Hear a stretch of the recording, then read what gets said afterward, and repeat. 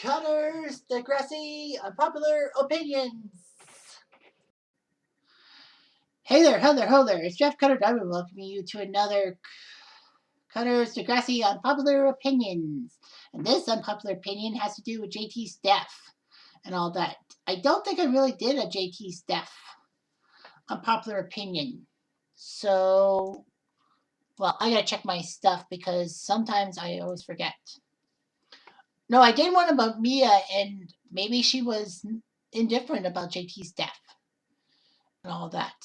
Because I'm like, you know, it just doesn't make sense and all that. Oh, yeah, I didn't want Toby at Liberty, and that people were probably just angry at the fact that a few things. Yeah, I think so. I think those were the only two I've done to do with the JT storyline. All that. Oh, was Lakehurst necessary? Yeah.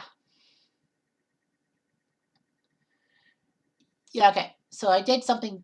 I've done only a few. But basically,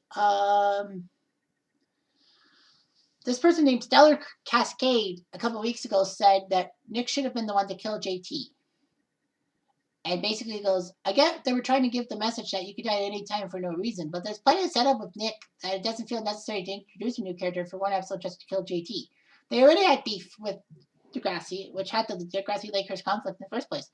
Dude jumped Toby, and it was clearly violent and crazy, so him killing someone, especially a person he has established conflict with, wouldn't be that far-fetched. Plus, Nick never shows up again after beating up Toby, so I don't know why they didn't just make him the killer, since he wasn't going to be on the show anyway. The episode could have went like this. Nick shows up at the party instead of Drake, as in Drake Lampley, the redhead. He's soon recognized because of the previous trouble he caused and kicked out.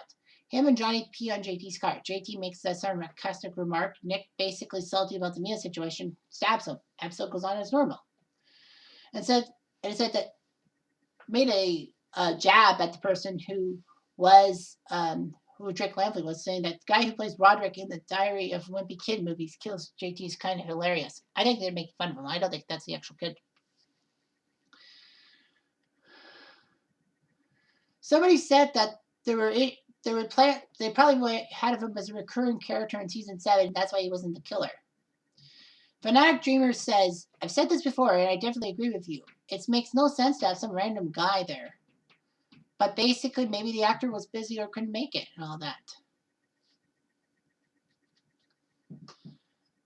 And somebody said, it bothered me because the kid was framed to be the bad guy from the beginning. The introduction of this new character was used as a scapegoat for JT's murder. Irked me.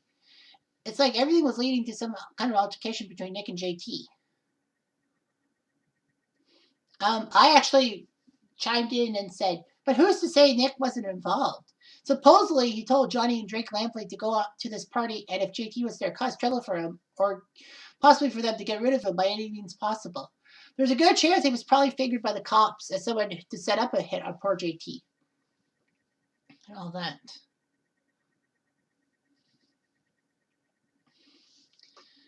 Yeah.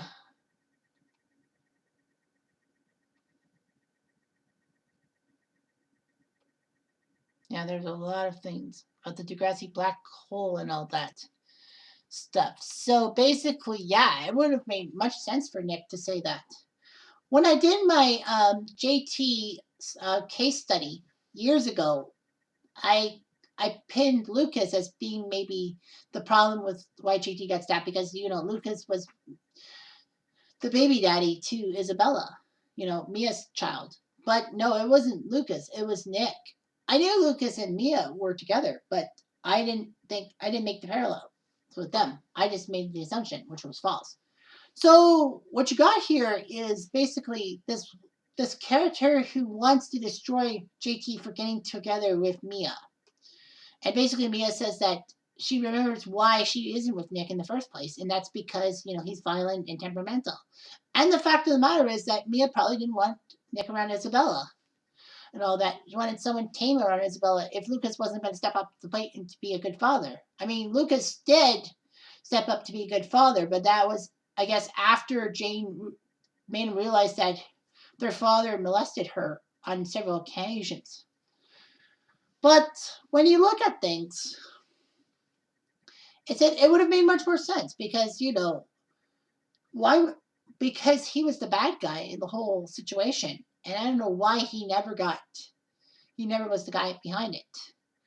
But when I look at that JT episode and all that, like Johnny DeMarco was gonna be trouble anyway, and then this redheaded kid stabbed him in the aorta for no damn reason. Basically, yeah, like he took a knife with him. Maybe Drake Lampley was going to get JT once for something because why would he keep a switchblade in his pocket? Maybe he was going to stab JT in the first place. Who knew? But basically, yeah, like after that episode, Nick wasn't even mentioned once. Well, not seen, but he wasn't even mentioned after the JT stabbing. And we're like, what the frig is going on here? Of course, we had that episode that Toby had feelings for Liberty, but basically he just said to Mia that basically JT loved Liberty, not Mia. And JT was with Mia, I guess, as a way to get mad at the fact that, Liberty pushed him away. And basically he was trying to move on and knew Mia had a kid. So basically he was trying to prove to Liberty that he could take care of a kid, even though that Liberty had her misgivings. But he figured that he needed to tell Liberty he loved her. All that. And Toby told him that. I think Toby blamed himself for why JT left to go find Liberty because, all this stuff. So basically, yeah, there were a lot of issues and all that. And JT got stabbed and all that. And then, the second episode after JT got stabbed was when Emma decided to try to step into this whole Degrassi Lakers thing, even though that she had no big role to play. But in a sense, she did. I mean, that party she and Manny threw, was at the house without Spike and Snake's permission. And Emma felt guilty because, something tragic happened at her house. And basically, she's probably just thinking that it's a matter of time before the cops do something to her. Maybe she was being punished and all that. And worst of all, Manny's parents tell her to come home from the whole situation because of this whole stabbing thing. And Emma felt upset that Manny, she in her mind thought that Manny was basically just abandoning her.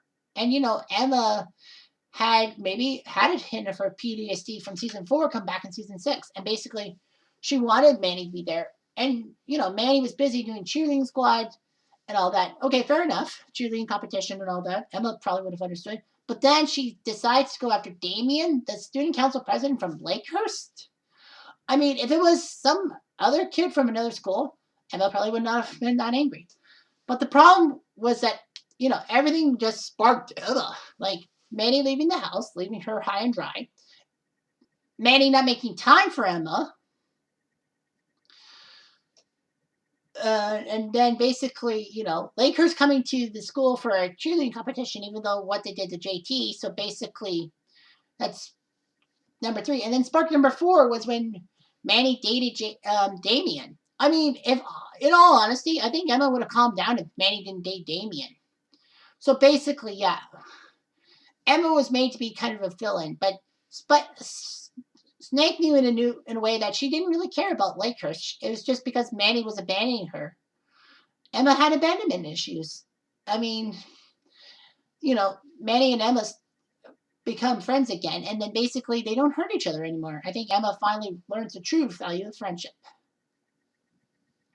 But I was shocked, like, in that episode, they, like, who was it, Mia or Darcy mentions about the fact that Damien was close to Drake Lampley, the guy who stabbed JT, and basically said that, have you seen Drake and all that? And basically, Manny's upset and basically saying that, and then Emma's like, you're sleeping with the enemy. I mean, he knows the guy who did it and all that. Damien might have had something to do with this whole Curse Degrassi thing and stabbing JT.